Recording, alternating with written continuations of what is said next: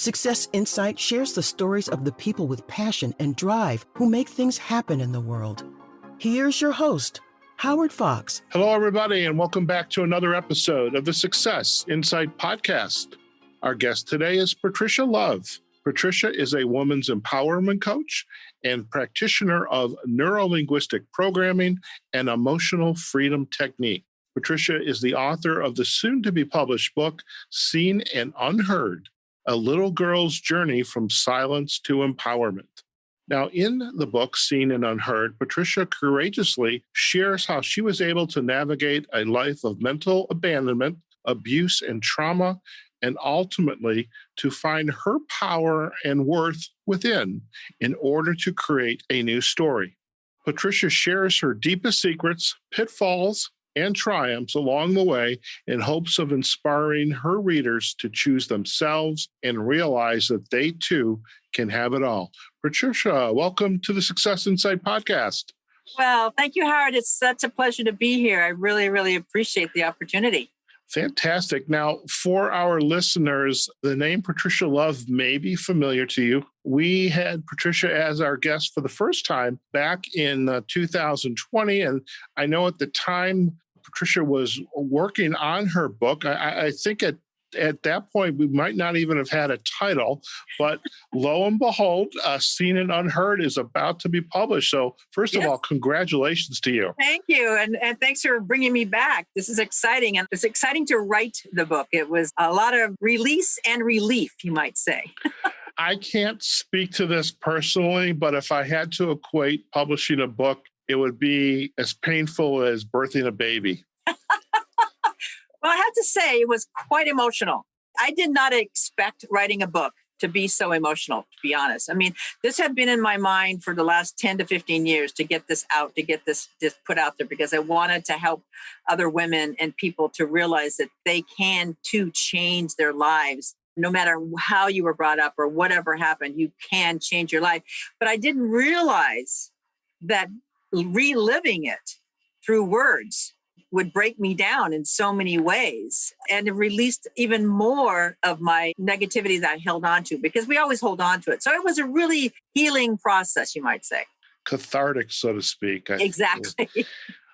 Now, I want to get into the book because there's a lot here. I think, and I would love to understand, and our listeners would like to understand, who are the ideal readers for the book. But before we do that, I think it's important if you could share a little bit about your background, kind of like the 30,000 foot view, and being a former flight attendant, 30,000 foot view, it's like perfect timing. That's good. I love that, Howard. That's good. I did not plan that, but I thought, okay, let's say that. That works. Good. It works for me. Well, I actually grew up in a middle class home in Bellevue, Washington, where actually they consider that now the Rodeo Drive of the Northwest, believe it or not. Oh, wow. I know, right? I grew up in kind of a place that my father, he was in sales. My mother worked for him. And the biggest thing is that growing up, my dad was very unemotionally unavailable to me. He had his own story, which is probably another book, okay? His own story in his life that made him that he just did not know how to show emotion or be loving and caring to a child. And I was the youngest of three. So I was pretty much growing up by myself because there was such a big span between my brother and sister and I. Okay. And so I really grew up as an only child in so many ways. And I was lonely because my mother was an alcoholic. And my dad was just never around. So I was given a beautiful roof over my head and food to eat, but never inspired or motivated to do anything, be anything, or become anything. And overall, it was just be seen and not heard. Yeah. It's a question that I have, and for our listeners, I have the privilege of understanding a little bit about Patricia's backstory via the book and doing the research prior to this podcast. And a couple of things that really dawned on me as the statement you just made about your dad. And, because I look back at my own father and even in some ways my own mother, I love them. They're both deceased. And, as the son, the youngest, I love them. But I also think that statement, your dad didn't know how to love a child, how to be that kind of a father. And I could, when I read about that, when I hear you say that, it brings back memories, because I think we instinctively go out, get married, have kids, and it's almost as though nobody's taught us how to become parents. Exactly. And that's exactly what it is, because that was my father's past story and your parents' past story. And then unfortunately, if we don't acknowledge this, and when you're young and when you're a child, and I talk about the inner little girl within us, especially a little girl or a little boy within us, we only live what we learn, especially as a small child. So we don't know, except what we see maybe friends and other people doing, hugging their kids and giving them a hug or giving them a kiss on the head or whatever. But you really don't know that that's different. So you don't know any better. So you just make do with what you have until you grow up, and you have to when you get into real life and behaviors change, and you wonder why you can't hold on to relationships, and you wonder why you can make money and then you lose money. So there's so much involved in that. And yet, if we think about our parents, they only learned what they knew. Right. So at the time, so I know a lot of people grow up and they're like, they hate their parents and stuff. But in reality, we have to learn to forgive them, because they know not what they do. They did the best they could. And in my book, I even talk about that, because my dad showed his love in different ways. He showed his love through buying things for me. And so what happens? I internally learn to buy things for other people, thinking that that's going to buy me love with men and the such. So it becomes this hamster wheel, you might say, that if you keep doing the same thing, you get the same results. And I speak about in the book that I wanted to be exactly like my father, because I idolized him. Right. And guess what? I became just like him. So who wrote the song "Cats in the Cradle"? Oh, it'll come back to me in a minute. Okay, you can bring it up later. But it's essentially that story. We grow up idolizing our parents, and then when potentially our parents need us, then there's that realization, oh my God, my child has become just like me. Exactly. And what is interesting is that until you break that behavior or acknowledge it, you first have to acknowledge it before you can do anything. You can't break habits unless you acknowledge what that habit is, or a bad habit is. So, and most people do not take the time to figure out why they keep doing the same thing, or why they're having broken relationships, or why they can't seem to get to the next level in their career, or all different kinds of things, until you actually stop and think, now, why am I doing that? And really be truthful and honest with yourself. And this is what was so difficult, is that's not easy to be truthful with yourself. It's hard to be honest with your own self, because we think that, like, oh, wait a minute, there's nothing wrong with me. You've had a quite a variety on the career front. I mean, you were a flight attendant for a short while. You sold, I think it was insulation, which sounded like a cool opportunity. I mean, you never know. Now you're a very successful real estate professional. Maybe there were some other interim careers in between. But what I'm curious then is, we carry this, for the sake of a better word, baggage with us. And we either don't know enough to open it up and see what's in it and explore. But at some point, you reached a threshold of, I need to start to look and see what this baggage is. Because the baggie cracked and blew up and the zippers broke. And because I kept compartmentalizing everything and throwing, and I had to get almost new bags because they got so big that they exploded. And I think that's what happens to a lot of people. Unfortunately, it can happen and not in good ways. They can actually sometimes take their lives, because they get so down on themselves and they just can't figure out what's going on. And because everything is blowing up in their face. And the lucky thing for a lot of people is sometimes they have little crises and they can manipulate and move through them. But some of us and a lot of people, and they don't always want to talk about it, they just say, oh, I was taught to be strong. I'm just going to stuff that in there and not worry about those feelings. I'm going to stick those feelings in there. Same way when as we spoke to when I had some trauma in my life with rapes, and then my sister's dying.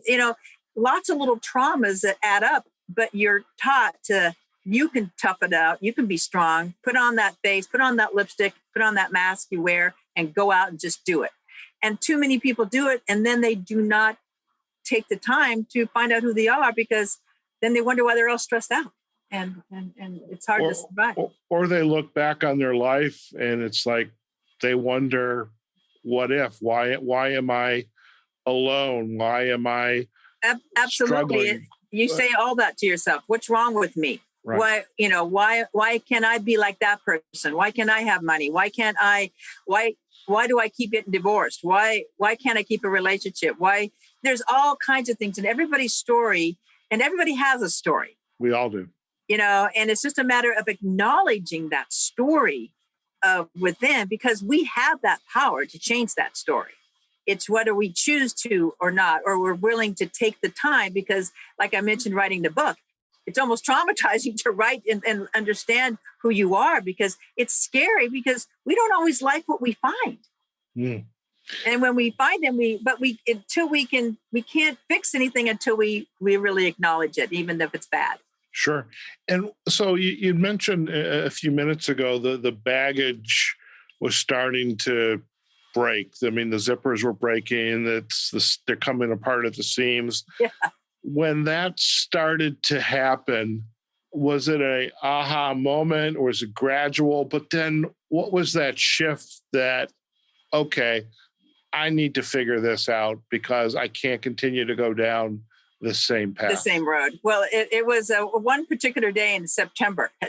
I remember it quite well, because it was, for me, everything came to a head. My mother had passed. About a week and a half later, my husband at the time had his own story, and he left the building basically, and had to take care of his mother, who died within 6 months. And then he just never kind of came back, and then everything kind of went from there, and I was lying about those things. And then the real estate industry started to take a dive. And so the money was not coming in, but I had learned to spend money just the same. So the bills were still coming in, and the credit cards were getting bigger and bigger and bigger.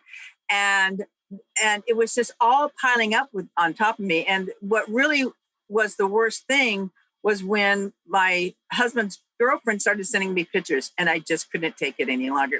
That was kind of my breaking point. Your husband's girlfriend? Yes, was sending me pictures of them together. And, right. Even though I had known about it in my mind, I, again, did not want to acknowledge it out of sight, out of mind. Right.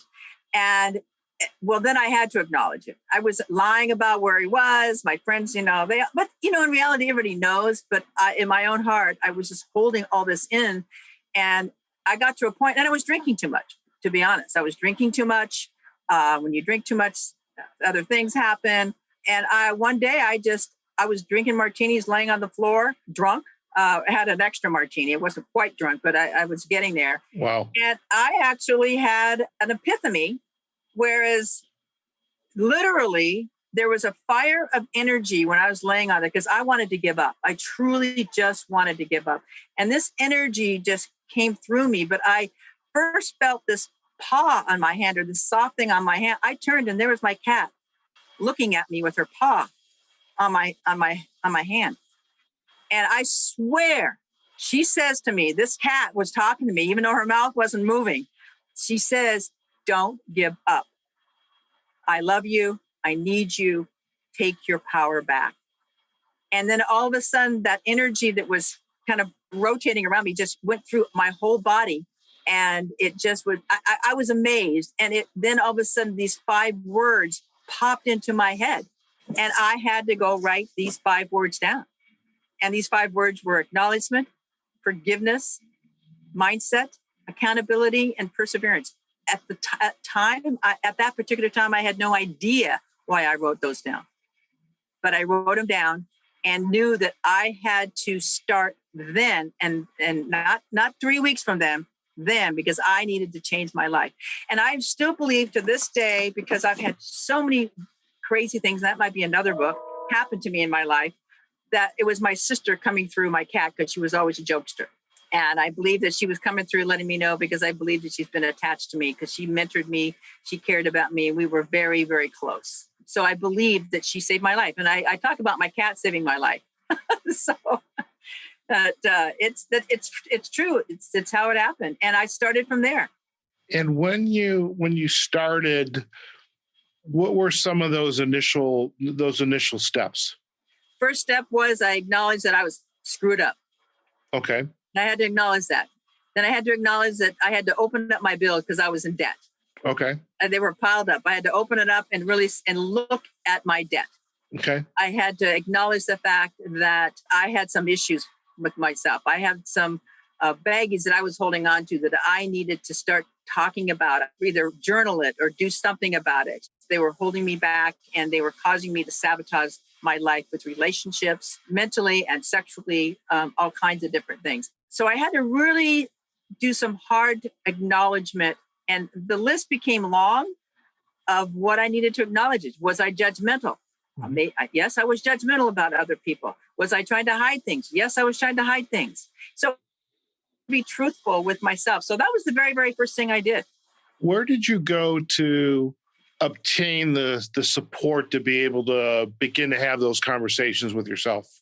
Well, honestly, I didn't have any money. So okay.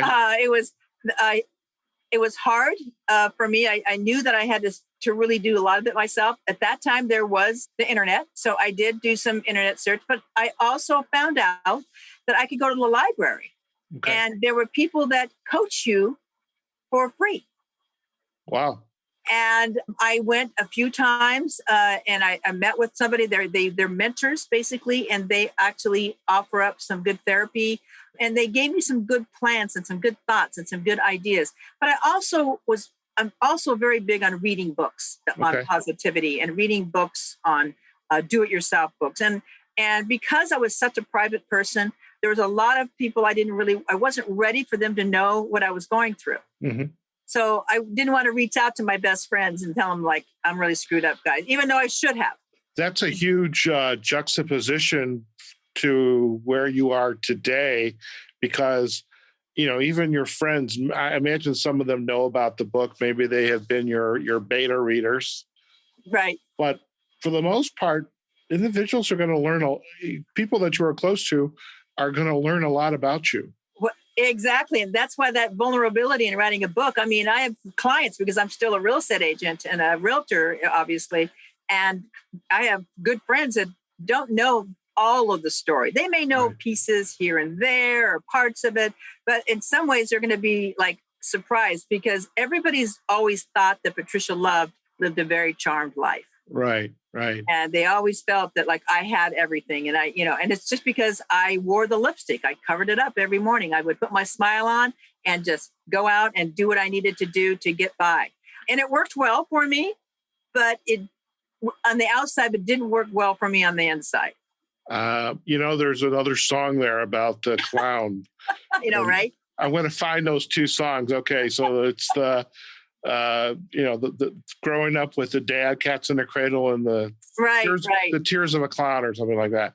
Yeah. So let's talk a little bit about this book, Patricia, because we're alluding to a lot of it. Right. The vulnerabilities that it took to craft it, and the emotions. I can only imagine. Talk a little bit about the construction of the book. If you could, also, who are your ideal readers? Okay. And what do you want them to take away from this book? Well, great questions. But the people that I want to read the book, and let me just start the construction of it. When I started writing it came out as a lot of little stories because I needed to push through some of these stories of my life that I've been holding in my life for so long. But I also knew that my stories could be very similar to other people's stories with just different names and places. So I felt it was important to tell my story or my memoir so I could get it out. And so it was cathartic, for me, so that I could release. But I also wanted other people, especially women and men also, but especially women, to realize that you're not alone out there. And a lot of people have grown up abandoned, whether they could be fostered or they could be just an abandonment situation, or that they were always felt like an outsider.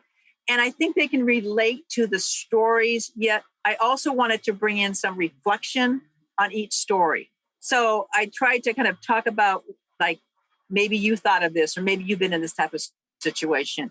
So I've tried to bring it in rather than just being a self-help book, if you know what I mean. Sure. I didn't want it to be that. I wanted it to be more personal type of thing. So I think that my main person that would love to read this is somebody that's a woman that's has that inner child in her, that maybe she has been held back because her voice was not heard, or she wasn't strong enough, or didn't have the power within to step up, because a lot of women are pushed down. And I know today we're really working on it to get through it and have our voices heard. But there's a lot of people that their inner child has not been talked to, because it's that inner child that it's usually when you're young and something's happened in your 5, 6, 7, or 16, 17, 18, those years that when you're developing, those are the things that stick with you and that affect your life, your adulthood, and you wonder why this is happening. And if you can take the time to think back of that story, of your own little girl, of that your own story, and others out there that have come up and they're lonely and they've had these issues. So I think it's just women that really are looking to have more power from their voice and to be heard, not to go out and not walk down the streets, that kind of power. This is power from within, to you feel comfortable and confident and can feel empowered to stand in a room on your own. Very good. Yeah. Very good. That's the person that I think we want to read. What was the other question? I forgot the other question. No, I think, oh God, now I have to go back and listen to this. No, I think we talked about the structure of the book. Who's your ideal reader? Right. I know in the book there's you're creating context. You have an introduction. Right. Talk about, the behaviors and the habits. And I know you're going to talk about the words, these 5 words: acknowledgement, forgiveness. Right. These are the words that I live by daily. Okay. And because one of the things that I have learned throughout all of this, that I want to live life and not let life live me. You know what would be really cool? God, I haven't used that word in a long time. This would be cool. That's cool, man. Yeah, it's cool. You know what I would love, if you're up for this, Patricia, is the content of this book, the context. I mean, we are still struggling today. I mean, you only have to go on social media, Facebook, Twitter. You see the stuff that's going on in Washington. And women, minorities, women who are minorities, are still facing the struggles of, just.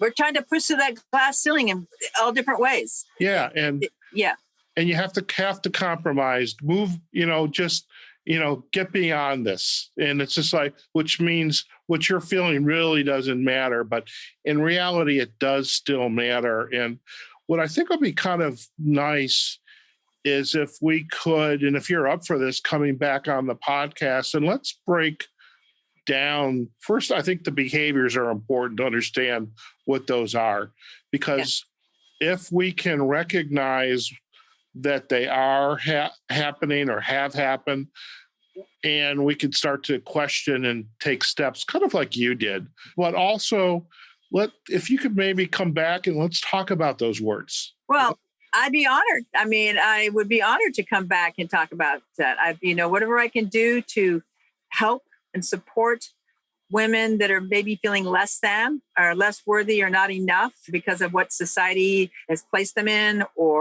and to let them know that no matter what age you are, you still carry that little girl within you. And we just need to talk to that little girl and say, it's okay. You're okay, little girl. You're going to be all right. And it's amazing. You can move people forward. And whether you're 20, 40, 60, or 80, you can still, whatever time left we have, you want to live the best life you possibly can. Because we Fantastic. don't know what's going to happen tomorrow. And so why not live, even if it's one day left, let's live that one day as good as you can get. Live your life to the fullest for that one day. I love it. Exactly. Yeah.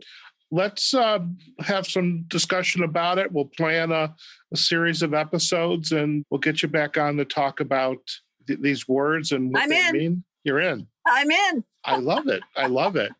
In the meantime, then, just for today's podcast, if our listeners would like to learn more about you and your work, and also how can they become more aware of when the book Seen and Unheard is going to be officially published? I think it's going to be probably another month, but how can they just kind of get on the mailing list? So if you could share, how to get a hold of you and the Yes. social sites Well, a couple of things. You can, the easiest thing is to go to patricialove.com. That's the easiest way. And then there'll be either a pop-up there that you can just get on the list that you can sign up to get notified for the book.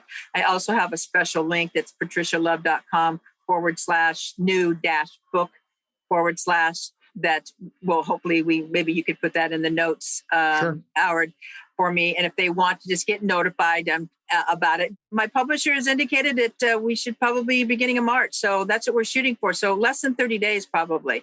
And I'm excited because I think it's going to help a lot of people.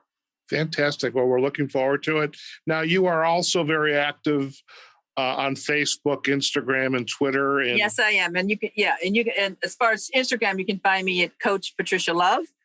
Pretty easy. And they call me the Rah Rah Coach. So on Facebook, I'm Patricia Love, the Rah Rah Coach. Okay. So it's pretty easy to find me on both those places. Very good. We'll definitely provide backlinks to the website and to the social sites, and also make sure people can get on the notification for the book as well. Patricia, it was so great to reconnect with you, catch up in 2021. I'm very excited for this catch up and to learn about, since we first had our chat last year, the progress you've made in this birthing of the book, Seen and Unheard. I know that's it. Birthing in the book and the birthing of me in some ways, another release. But thanks, Howard, for having me. I love the opportunity, and I'm really excited about coming back and helping other women and men to be the best they possibly can be. Fantastic. Well, thank you again. All right, folks, we've just been chatting with Patricia Love, the Rah Rah Coach. Now, Patricia is a women's empowerment coach, to make that official. She's a practitioner of neurolinguistic programming and the emotional freedom technique. And she's the author of the soon-to-be-published book, Seen and Unheard, A Little Girl's Journey from Silence to Empowerment. I know for a fact because I have read the book, and just the passion that Patricia has for this topic. And, it's not just her journey, while that is important, but it's a stepping stone for other women and perhaps men who have had the impact of looking back and really when they were being held back, and the steps that you can take to, as Patricia shares in her 5 words, to really, acknowledge where you've been, but also to begin to take ownership and with choice about where you want to go, both in your personal life and perhaps even in your professional life as well. So we do hope you enjoyed today's podcast. Go out and visit Patricia at patricialove.com. And again, we'll provide those backlinks as well as links to her social site. You can find us on the successinsightpodcast.com webpage. Leave a comment about today's podcast or any other podcast that you're listening to. And we are also on Facebook and on LinkedIn at successinsightpodcast.com. And you can also listen to our episodes on the major podcast platforms: Google Podcast, Apple Podcast, Amazon Music, iHeartRadio, Spotify, Pandora, and also on YouTube as well. Okay, folks, wherever you are, whatever you're doing, go out there, have a phenomenal day. Wear your mask, practice social distancing, take care of yourselves and your family, and we will see you on the next episode of the Success Insight podcast.